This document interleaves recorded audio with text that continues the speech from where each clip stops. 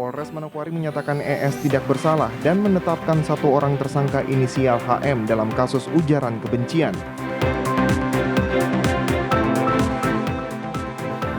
Jelang bulan puasa dan Hari Raya Idul Fitri, Pemda Manokwari gelar rapat subtim Bapok.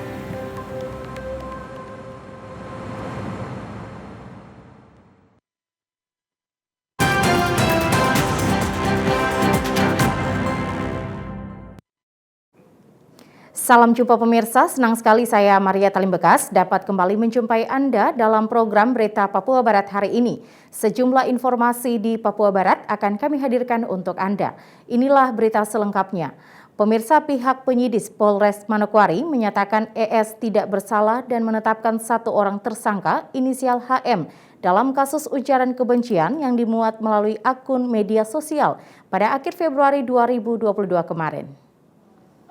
Polres Manokwari kembali menyampaikan perkembangan terkait proses penyidikan perkara ujaran kebencian yang disebar melalui media sosial sejak tanggal 28 Februari 2022 lalu, yang diawali dari tersebarnya postingan melalui akun atas nama Angelina 199 yang berisikan kata-kata kebencian terhadap salah satu suku yang ada di Manokwari.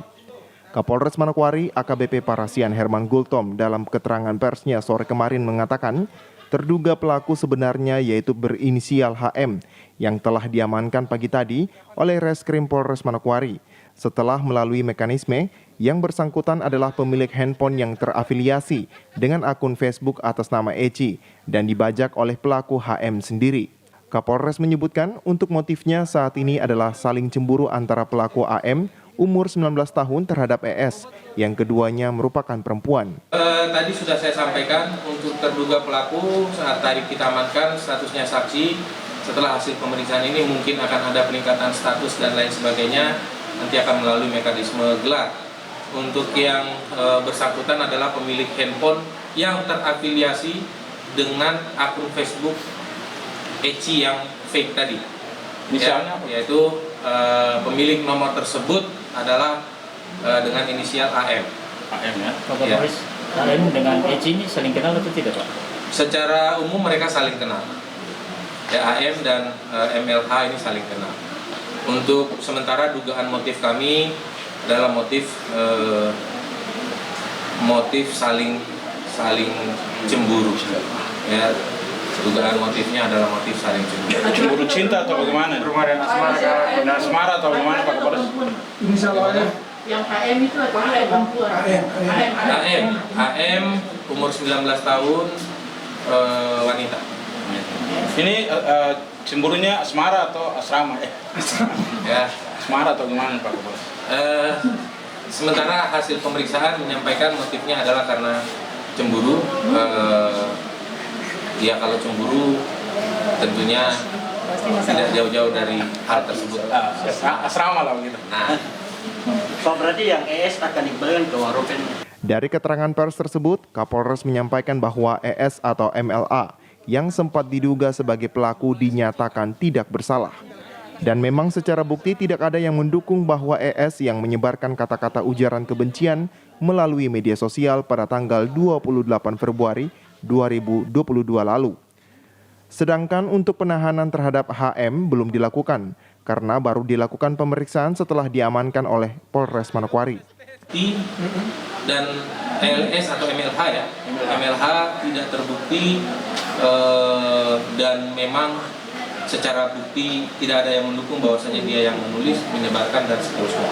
Sehingga Sehingga MLH ini mau tinggal di Manokwari boleh, mau pulang juga boleh, mau diantar sama dirimu juga boleh. Benar izin dengan adanya Dan tidak pernah ditahan. Kami tidak pernah menahan MLH ya, yang salah. Kemudian izin, dengan adanya informasi sudah tahu jelas Eci tidak berbuat kayak begini. Apakah dari Polres Manokwari sudah ada hubungan antara ini dengan kepala-kepala suku terkait di Manokwari kemudian? Terkait hal ini, kemarin hari Rabu kami sempat melakukan pertemuan dengan kepala suku. Untuknya adalah menjaga situasi Kamtipmas di Manokwari tetap kondusif dan aman. Kemudian terkait perkembangan sekarang, bahwasanya Dari hasil pengembangan, pihak kepolisian untuk sementara mengamankan barang bukti berupa 3 buah alat komunikasi, yakni handphone. Natalindo Keriwai, TVRI Papua Barat melaporkan.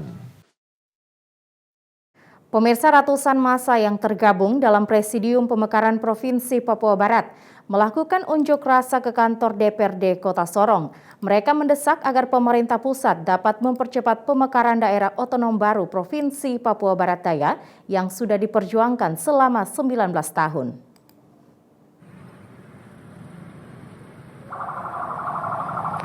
Massa yang berkumpul di Tugu Tio sebelum melanjutkan aksinya ke kantor DPRD Kota Sorong pada Senin 14 Maret 2022 kemarin, massa yang mulai bergerak dengan sejumlah kendaraan sempat diprotes oleh sejumlah warga yang menolak pemekaran DOB di sekitar lampu merah Remu.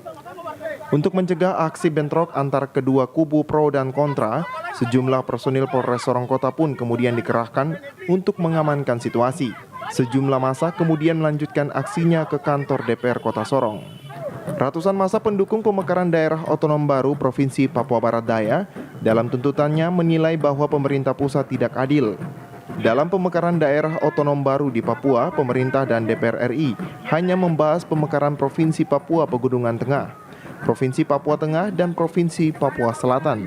Sementara pemekaran Papua Barat Daya yang sudah diperjuangkan selama 19 tahun namun tidak masuk dalam program legislasi nasional atau Prolegnas. Massa bahkan mengancam akan menciptakan gangguan keamanan jika Papua Barat Daya tidak disahkan. Aspirasi warga ini kemudian diterima Ketua DPRD Kota Sorong dan sejumlah anggota DPRD Kota Sorong. Perjuangan ini sudah 19 tahun lamanya. Negara ini 3 presiden, 2 presiden sudah dipukangi rakyat ini. Ya, Papua Barat Daya ini lahir dari aspirasi murni masyarakat. Kalau hari ini MLT Papua Barat mengatakan bahwa mereka tidak mendukung, saya mau kasih tahu bahwa mereka sudah mengeluarkan rekomendasi. Mereka sudah mengeluarkan rekomendasi untuk Papua Barat Daya. DPR Papua Barat sudah mengeluarkan.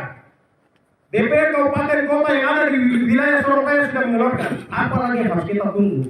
Perjuangan ini selama 20 tahun ini atau 19 tahun saya ikut. Saya tidak lihat Merauke. Saya tidak lihat Asmat. Anak-anak lahir di sini. Makanya saya ikut prihatin untuk Papua Barat Daya itu. Anak cucu ke depan. Wali Kota Sorong yang juga selaku ketua tim pemekaran, Lambert Jitmau, langsung datang ke DPRD Kota Sorong guna menerima aspirasi Presidium Pemekaran Papua Barat Daya. Berjanji akan menyampaikan kekecewaan masyarakat ke pemerintah pusat dan berharap Papua Barat Daya bisa segera dijadikan daerah otonom baru.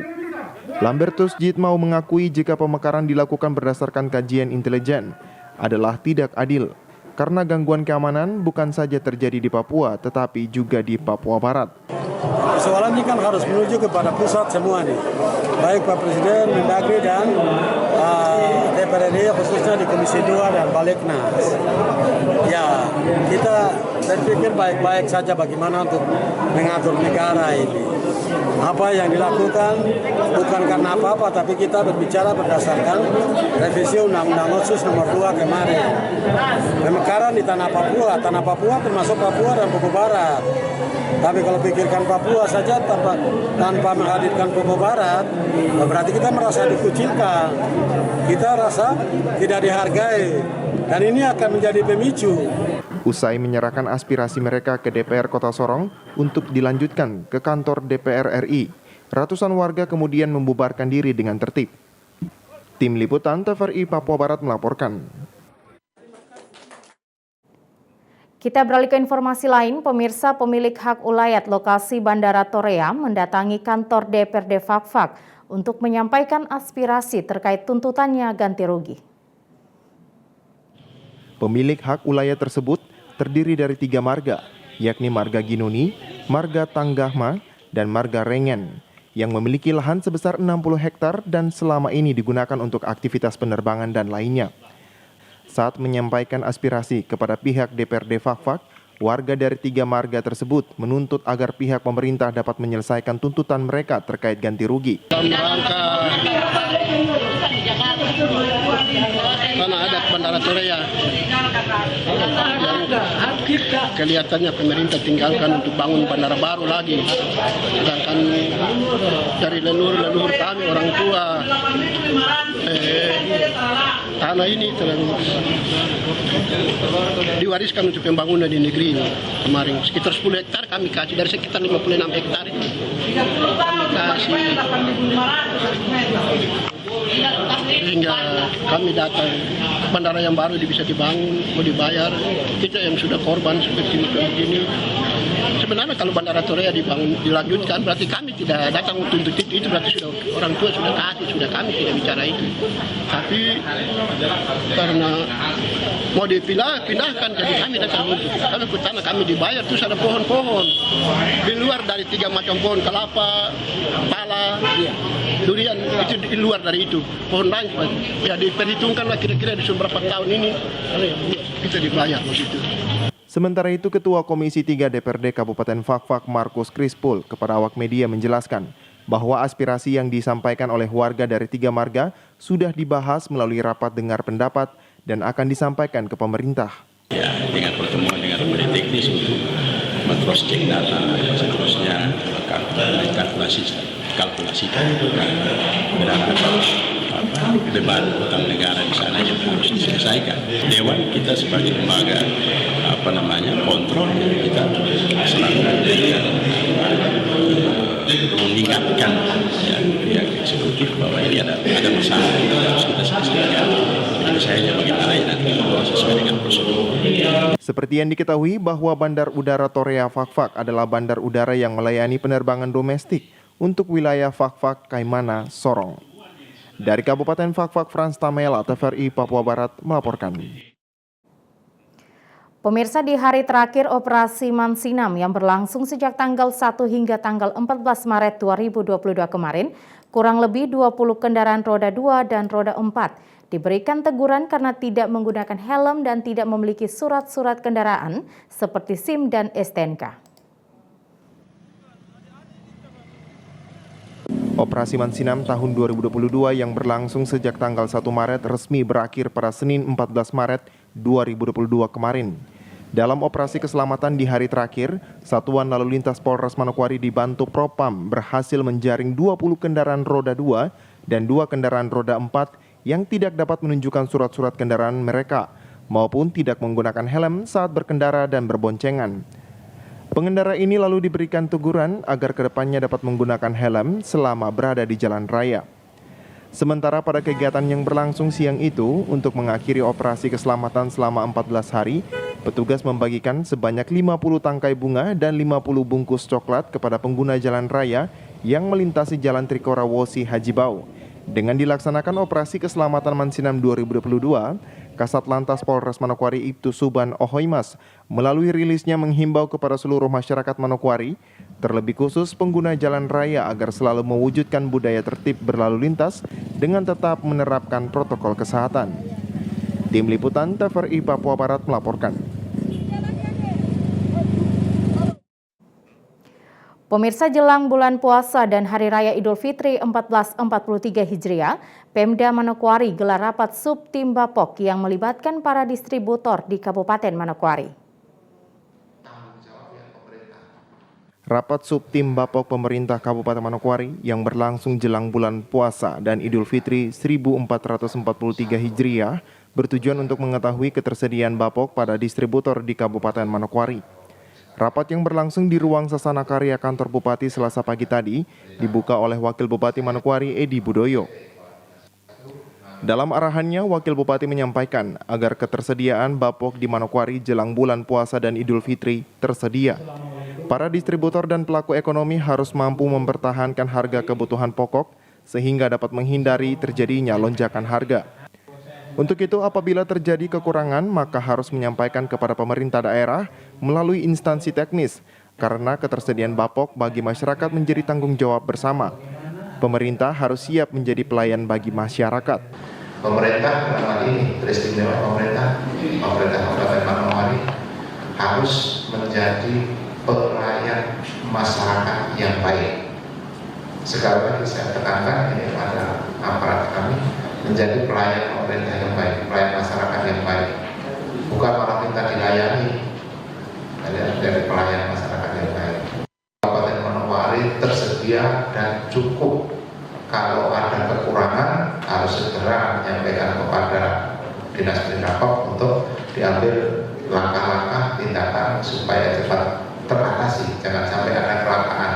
Saat ini yang saya perhatikan untuk tingkat Indonesia minyak goreng sekarang masih mudah-mudahan segera bisa teratasi, apalagi ini sudah menjelang sekarang masih setengah bulan tanggal 3 mulai puasa masih setengah bulan lebih, jadi masih ada waktu untuk kita berbenah.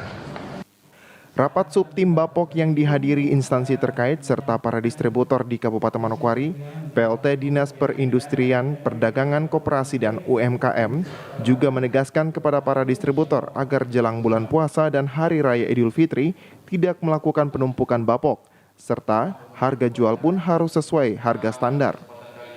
Ibu distributor agar diusahakan pada menjelang bulan suci Ramadan dan memasuki Idul Fitri agar bahan pokok ini saya harap supaya tidak ada kekurangan pada saat bulan suci Ramadan dan memasuki Idul Fitri. Yang berikut, jangan sampai ada penimbunan barang di gudang.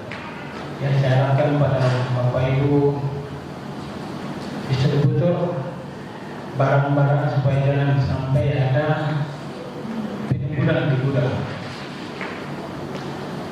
Yang berikut, penempatan harga sesuai dengan mekanisme pasar. Jangan sampai ada harga yang lebih mahal. Kalau harga yang menurun sekarang ini adalah minyak goreng. Kita tahu bahwa minyak goreng sekarang ini lagi langka, sehingga harganya cukup tinggi. Selain itu, para agen minyak tanah pun diingatkan untuk tidak melakukan penimbunan karena banyak laporan masyarakat banyak agen minyak tanah yang menimbun dan menjual keluar wilayah pelayanan. Untuk itu, operasi pasar khususnya minyak tanah harus dilakukan. Hasil rapat tim Bapok yang berlangsung Selasa pagi tadi akan menjadi bahan rekomendasi yang disampaikan pada rapat tim Bapok tingkat provinsi yang akan berlangsung pekan depan di Kota Sorong. Arina Irianan, TVRI Papua Barat melaporkan. Informasi selanjutnya akan kami hadirkan setelah jeda berikut ini, tetaplah bersama kami.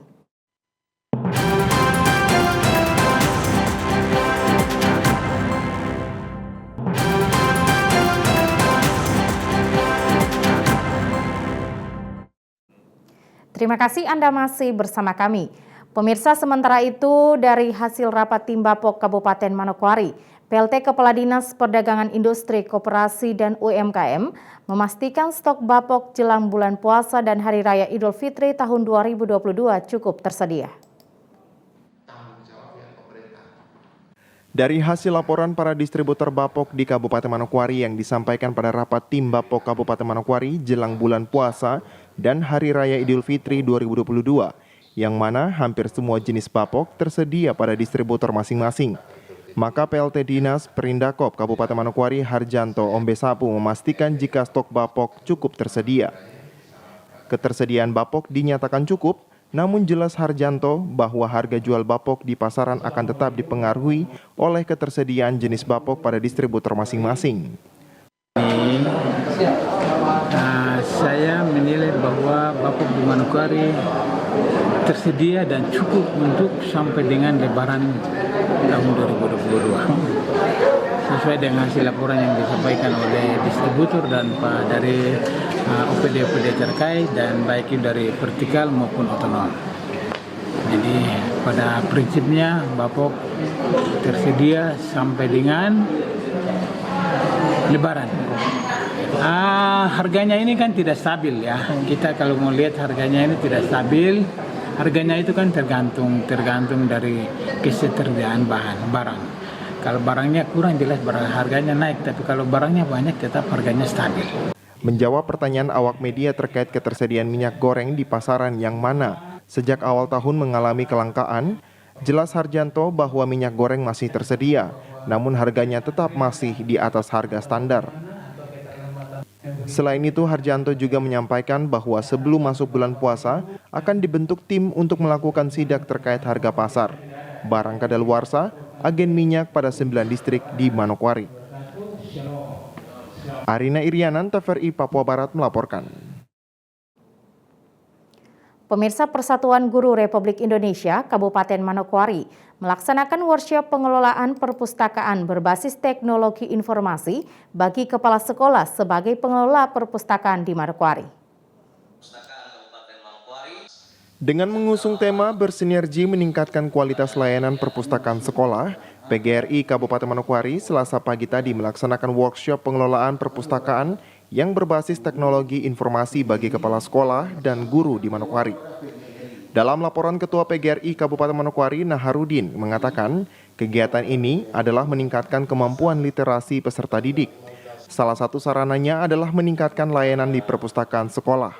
Ia juga menyebutkan, kendala yang dihadapi sekolah saat ini, pelayanan perpustakaan secara manual terkadang memerlukan waktu yang cukup lama dan terkadang tidak akurat dalam pendataan. Dengan automasi atau komputerisasi layanan komputer sekolah yang merupakan proses dengan menggunakan bantuan teknologi informasi, diharapkan kerja dari pengelola perpustakaan semakin cepat dan efisien, serta lebih akurat. Untuk meningkatkan kemampuan literasi peserta didik, salah satu sarananya adalah meningkatkan layanan di perpustakaan sekolah.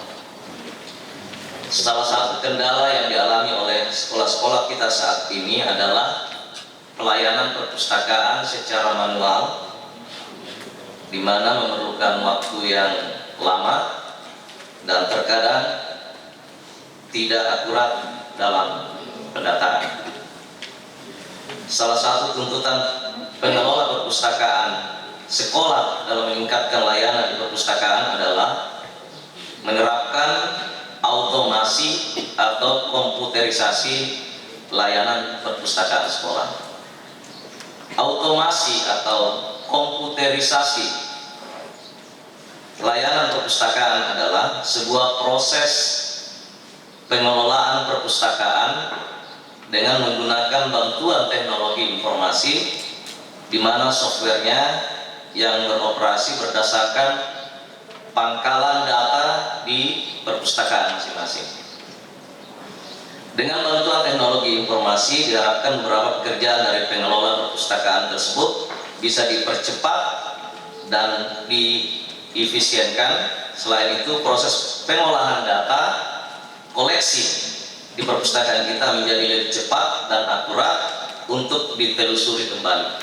Pelaksana tugas Kepala Dinas Pendidikan dan Kebudayaan Kabupaten Manokwari, Martinus Dowansiba mengatakan, digitalisasi masa sekarang ini merupakan suatu keharusan yang harus dilakukan dan berbeda dengan beberapa tahun lalu yang belum menggunakan digitalisasi dan mengharuskan sekolah berusaha sendiri. Era digitalisasi ya di masa ini ya memang merupakan suatu keharusan yang mau tidak mau kita harus lakukan ya. Beda dengan zaman-zamannya kita pada tahun-tahun 80-an, 90-an ke bawah ya, harus berusaha datang ke perpustakaan, harus buka satu-satu ya. Jadi ya ada petugas perpustakaan juga ada, tapi kalau ya yang belum paham ya terpaksa harus kita yang cari sendiri. Nah ini. Jadi kalau kita berbicara era digitalisasi sekarang yang memang era di mana teknologinya sudah canggih, maka ya ada aplikasi-aplikasi yang memang harus kita tahu. Kegiatan yang berlangsung di gedung aula milik Majelis Ulama Indonesia Papua Barat di Sowi dihadiri Kepala Perpustakaan Kabupaten Manokwari, perwakilan Erlangga, Kepala Bidang PAUD dan Dikmas dan pengurus PGRI di Manokwari. Natalindo Kerewai, TVRI Papua Barat melaporkan. Pemirsa, Koperasi Kasuari Sejahtera Mandiri membuka fasilitas kuliner bagi ASN di lingkup Provinsi Papua Barat dengan harapan dapat mempermudah pegawai saat istirahat makan siang. Fasilitas kuliner untuk ASN Provinsi Papua Barat dibangun tepat berada di halaman kantor Gubernur Papua Barat. Bangunan dengan luas kurang lebih 100 meter tersebut dibangun berhadapan dengan kota Manokwari. Ketua Koperasi Kasuari Sejahtera Mandiri, Derek Abnir, mengatakan fasilitas kuliner yang dibangun di lingkungan perkantoran untuk memenuhi kebutuhan ASN yang datang ke kantor namun tidak sempat sarapan atau istirahat makan siang. ASN dapat mengunjungi pusat kuliner. Selain bagi pegawai, juga terbuka bagi masyarakat umum yang ingin makan sambil menikmati pemandangan kota Manokwari dari puncak Arfai. Lebih lanjut disampaikan, ke depan koperasi akan bermitra dengan pemerintah Provinsi Papua Barat dengan menyiapkan berbagai kebutuhan yang ada di perkantoran dan juga kebutuhan masyarakat umum. Nah, jadi salah satu fasilitas yang kita mau siapkan ini adalah fasilitas kuliner untuk ASN Provinsi. Ini lagi kita bangun untuk memenuhi kebutuhannya. Jadi kalau ada waktu istirahat makan siang atau pagi datang tidak ada sarapan, bisa tersedia di situ. Jadi kita sedang menyiapkan. Kalau luas lahannya berapa tuh Bapak? Berdiri atas tidak sampai hampir 100-an meter lebih. Tidak luas, tidak terlalu luas, tapi ke depan kita akan kembangkan menjadi tempat. Di sini juga terbuka bagi masyarakat umum yang nanti kalau operasi bisa datang nikmati makan sore malam sambil menikmati pemandangan laut, foto-foto dan lain sebagainya tersedia nanti kita siap. Untuk bangunan yang akan dibangun direncanakan 3 hingga 4 gedung dengan target pembangunan direncanakan bulan Maret 2022 sudah selesai. Selain pusat kuliner, ke depan juga akan dibangun Kasuari Mart. Targetnya Bapak selesai kapan? Ya, targetnya 1 bulan lagi selesai. Kita rencana 1 bulan selesai. Nanti di situ Bapak berapa gedung? Kita akan rencanakan 3 sampai 4 fasilitas, 5 kita siapkan di situ. Termasuk juga Kasuari Mart kita juga akan taruh di situ. Nah, jadi kenapa kami tidak satukan dengan gedung? Karena resistensi kebakaran. Kami kita jaga. Sehingga kita taruh fasilitas itu di luar sehingga tidak mengganggu. Ya, ini jangan sampai ada kealpaan terus menjadi pemicu daripada kebakaran fasilitas besar ini. Sehingga dari jauh hari saya memang diberi arahan supaya memakai gedung salah satu ruang di kantor gubernur, tapi saya untuk mengantisipasi risiko kebakaran kami bangun di luar. Bangun di luar dia tidak mengganggu, tidak menjadi penyebab ketika kita tidak sadar daripada gedung besar yang dibangun dengan harga yang mahal. Untuk peresmiannya akan dilaksanakan setelah bangunan semua sudah selesai dibangun. Diharapkan dengan adanya pusat kuliner di lingkungan perkantoran Provinsi Papua Barat dapat mempermudah pegawai menggunakan jam istirahatnya untuk makan di sekitar perkantoran. Jimmy Tabisu, TVRI Papua Barat melaporkan. Pemirsa, pengurus pemuda KEI dan pelajar Manokwari yang dilantik Senin kemarin oleh Ketua Ikatan Masyarakat KEI di Manokwari diminta untuk berkomitmen mendukung program pembangunan pemerintah Kabupaten Manokwari. Badan Pengurus Pemuda dan Pelajar KEI Manokwari periode 2022-2025 resmi dilantik Senin kemarin oleh Ketua Ikatan Masyarakat KEI di Manokwari, Moses Naraha. Dengan dilantiknya Badan Pengurus, maka Badan Pengurus telah siap untuk menjalankan program kerja Rodap organisasi. Sebagai Ketua Ikatan Masyarakat KEI di Manokwari, Moses Naraha menyampaikan di setiap kegiatan masyarakat KEI selalu ada penghargaan dari Pemda Manokwari yang langsung dihadiri oleh Bupati Manokwari. Oleh sebab itu, pemuda KEI juga harus berkomitmen untuk mendukung program pembangunan pemerintah Kabupaten Manokwari. Mempunyai komitmen yang sama untuk memajukan organisasi ini ke arah yang lebih baik serta melaksanakan berbagai program pembangunan yang telah ditetapkan oleh pemerintah di Kabupaten Manokwari. Tujuan yang luhur ini tidak akan dapat dicapai tanpa adanya kerjasama, maka pemuda dan pelajar di Kabupaten Manokwari haruslah menggalang persatuan dan kesatuan, mengkonsolidasi keanekaragaman, dan membentuk sinkronisasi dengan berbagai pihak, baik masyarakat, pemerintah, terutama organisasi-organisasi pemuda yang lain yang ada di Kabupaten Manokwari sesuai dengan tema pelantikan hari ini. Lebih lanjut disampaikan Moses bahwa untuk menjadi seorang ketua dalam sebuah organisasi dapat diibaratkan sebagai bak sampah. Karena seringkali terjadi apabila telah menjadi masalah, baru orang akan membutuhkan seorang ketua. Sebagai bak sampah juga diartikan agar sampah tidak membias kemana-mana, namun dapat didaur ulang menjadi sesuatu yang bermanfaat dan berharga. Untuk itu diharapkan kepada ketua yang baru dilantik untuk selalu menjadi pembela yang benar, bersikap adil dan bijaksana kepada semua orang. Arina Irianan, TVRI Papua Barat melaporkan. Pemirsa, informasi tadi sekaligus menutup jumpa kita dalam program Berita Papua Barat hari ini. Kami tetap mengajak Anda untuk mencegah penyebaran COVID-19 dengan cara memakai masker, mencuci tangan pakai sabun dengan air yang mengalir, menjaga jarak, menjauhi kerumunan, serta membatasi mobilitas dan bersedia divaksin sesuai kebijakan pemerintah. Indonesia pulih karena aku, Indonesia pulih karena kamu, Indonesia pulih karena kita. Mewakili kerabat kerja yang bertugas, saya Maria Talim Bekas mengucapkan terima kasih dan sampai jumpa.